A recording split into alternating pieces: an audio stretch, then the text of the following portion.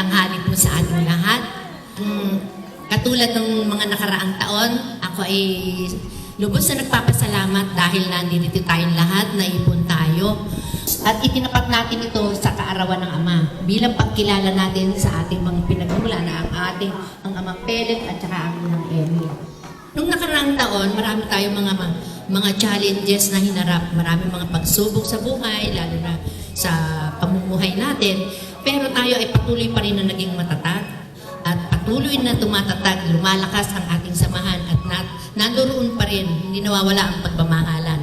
Yung mga bagong mukha, natutuwa kami dahil nadadagdagan tayo. Patulad ngayon kung ano-ano mga pinagagawa sa atin, ano? Sa susunod kaya, ano naman ang itsura natin? Yan ang pinakamabait ninyong lolo. Ha? Kami lahat. Naku, ayokong maiyak. Baka akong maiyak.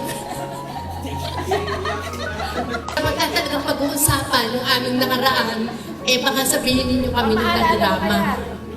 Dahil talaga nung kami mga bata, yung naranasan ninyo ngayon, hindi namin talaga naranasan. Hindi ninyo naranasan ang lumusong sa bukid. Dahil ang Amang Pelet, nung kami kabataan, nag-aaral kami, sa walang pasok, dadalhin lahat kami sa bukid. Dala namin batya, nalagyan ng mga damo na binubunot namin. Pagkatapos, kami naman, si Inang kasi pagka yung bagong taon, luto ng kalamay na nasa lanera.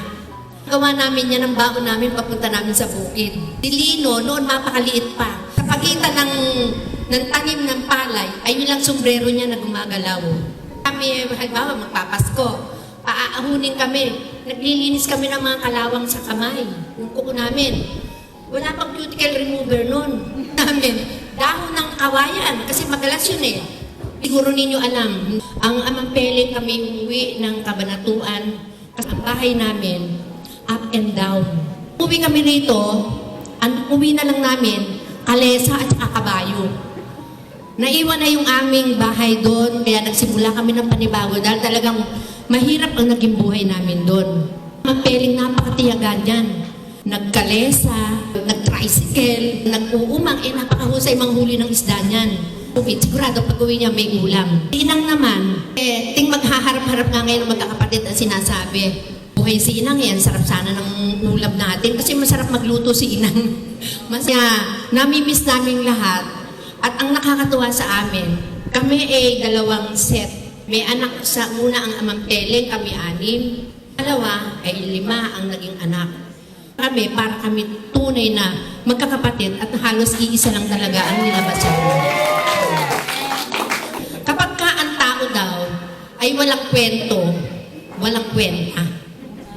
Kaya dapat, alam ninyo yung mga pinagmulan ninyo at kasi pakakapulutan ninyo yan ng aral sa buhay. Nung araw talaga, hindi kami nakatikim ng kung anumang sarap ang meron kayo. Pero sa isang banda, sa nakikita natin ngayon, mas maganda rin yung paminsan-minsan mga anak pinahihirapan ninyo.